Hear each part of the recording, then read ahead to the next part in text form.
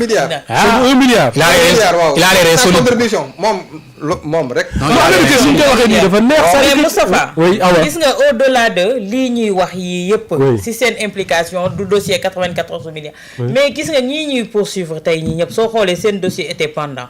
oui amoon na fi mais awa foofu laa lay joxe raison parce que bon on me dira que gouvernement bees mënul xam dossiers yi fi nekkoon yëpp mais des dossiers qui datent de 2014 ak l'affaire des 94 milliards bu ñu ko ci boolee ça date c'est pas aujourd'hui man je me dis que ni gars yi mënoon demander à des juges puisque Ibrahima wax na ne ñoo ko mën a def de leur dire que ni interdire la ni ñu génn bien sûr man loolu laay wax. Ils ne sont pas en prison. dafa am benn moment boo xamante ne dafa am benn frilosité bu état bi am Ayoba mi ngi koy évoquer léegi. bi tole bi jógee ku ci nekk di ci wax ñii di tëgg ci table les droits de l'homme di jóg mu am benn frilosité bu amoon ci état bi ñu reculer par rapport à ça. mais Moustapha dafa am fenn foo xamante ne quand tu tiens le bon bout. oui doo bàyyi. bu ko bàyyi parce que soo bàyyee lii tey moom moo ñu ciy fekk tey jii kan moo ciy perdant bi c'est les Sénégalais. ñi nga xamante ne seen xaalis la ñu nekk tey jii. ñu waroon leen mën a juger pour ñu restituer également fay ñu ay indemnité.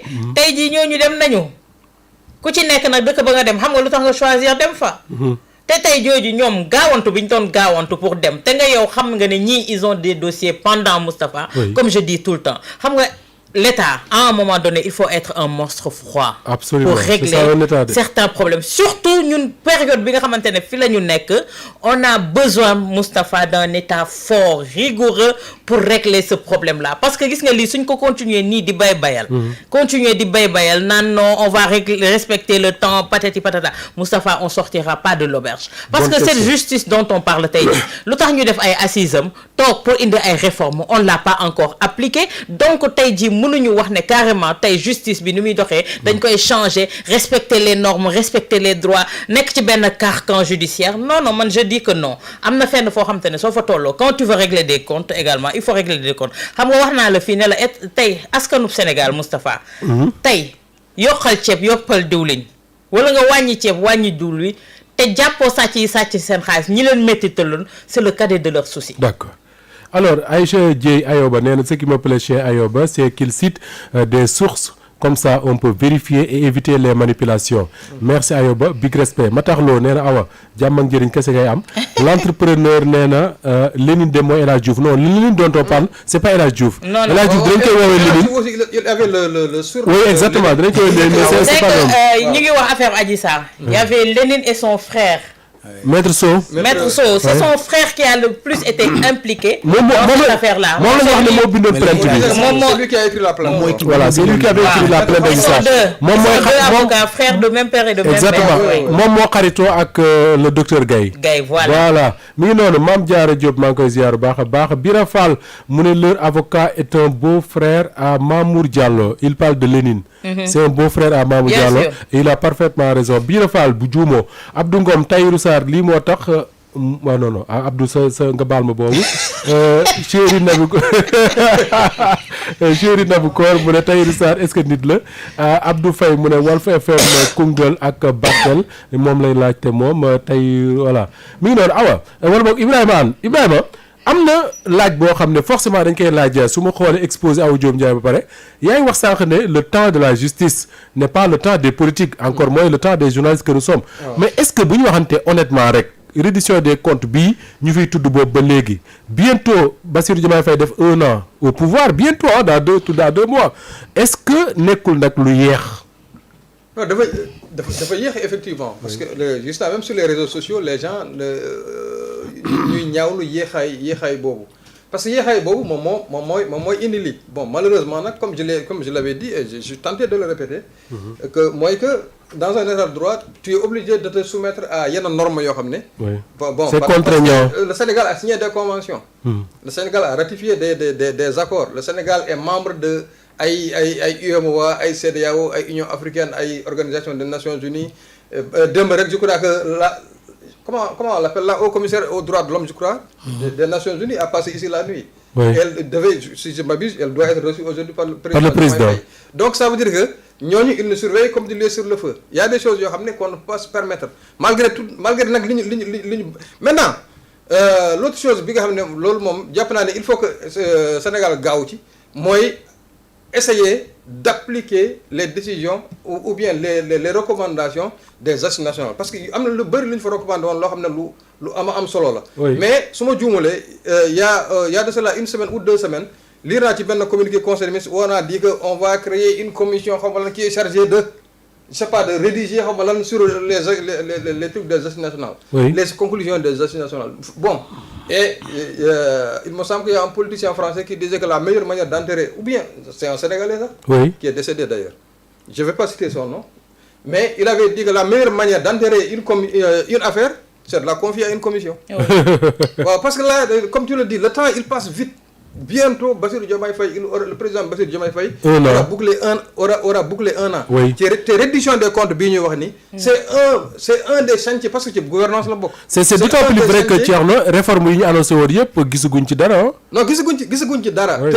Avant, quand on les critiquait sur des émissions comme celle-là, les gens nous disaient que non, parce que il faut qu'il y ait une majorité à l'Assemblée. Actuellement, ils ont 130 sur les 165 députés. Donc, maintenant, je ne vois pas la nécessité de confier ça encore à une autre commission, alors que l'IFA Gendon, c'était juste des... comme si Bassirou Diomaye avait fait comme Abdou Diouf à l'époque, en 91, quand il a dit... Parce qu'il y a une commission cellulaire qui avait réfléchi sur le toilettage du code électoral, peut-être tu t'en rappelles. Mais Abdou Diouf a dit que je transfère ça à l'Assemblée sans changer une virgule. Voilà, une formule qui est... C'est Kéba Mbaye qui avait dirigé cette commission. Voilà, Kéba Mbaye m'a dirigé. Ça fait que le président Bassirou Diomaye aussi, quand il a reçu le rapport, je vais le transférer ça à l'Assemblée sans changer une virgule. Bon, peut-être que la commission des lois travaille nanti parce qu'ils ont peut-être des experts en leur sein. Ñoo xamné ay avocats lañu wala ay des anciens magistrats comme Aliou Ndaw wala yoy. Mais ils peuvent aussi assembler bu ko nexé mëna jël aussi ay experts yo xamné mëna ko réfléchir par exemple defal ko rédaction ba nga xamné avec day mengok li nga xamné loi loolu la laaj.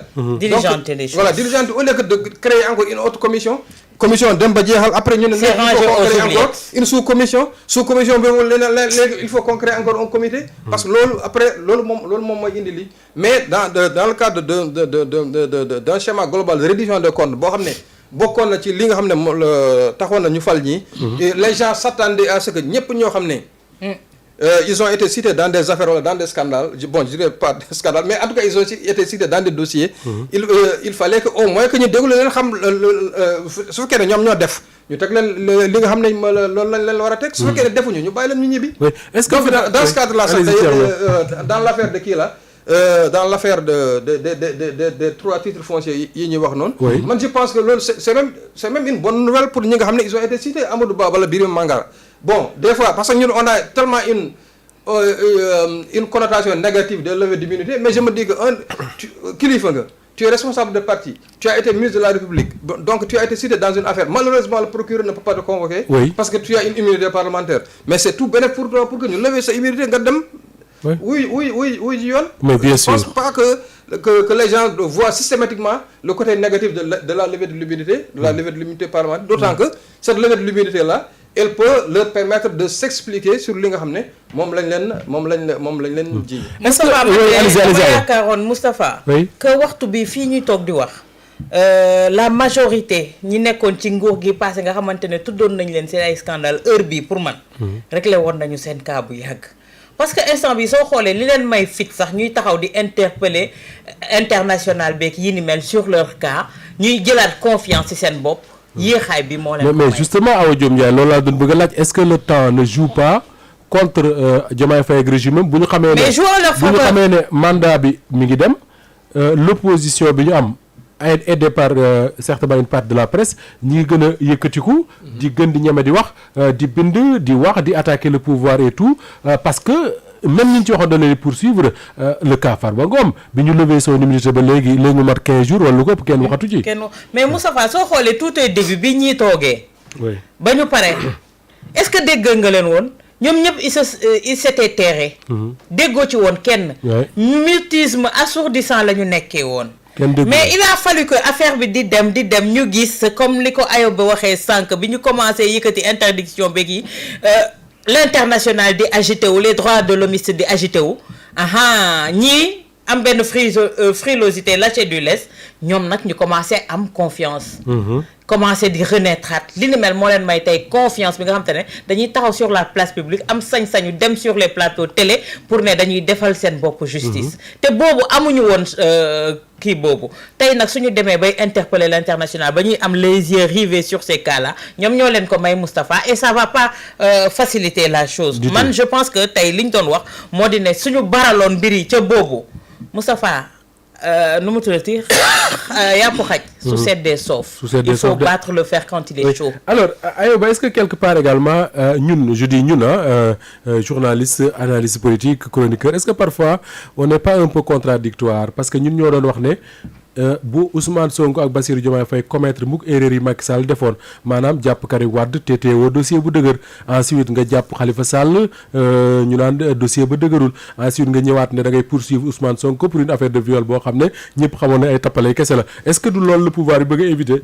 man je suis toujours doog a engagé yenn kii. man je suis toujours dans cette logique là de ne pas précipiter les choses parce que affaire justice la ak affaire traque ay deniers. te yooyu ku ne xam na ni c'est assez complexe quand même yombul doonul loo xamante ni par exemple ay enquêtes yu simple la yoo xamante ni da ngay dugg fii pour topp diw mu wax la diw mi ngi kër gële diw mi ngi kër gële nga topp diw comme booy tracer benn meurtre par exemple. yombewul noonu ci enquêteurs yi.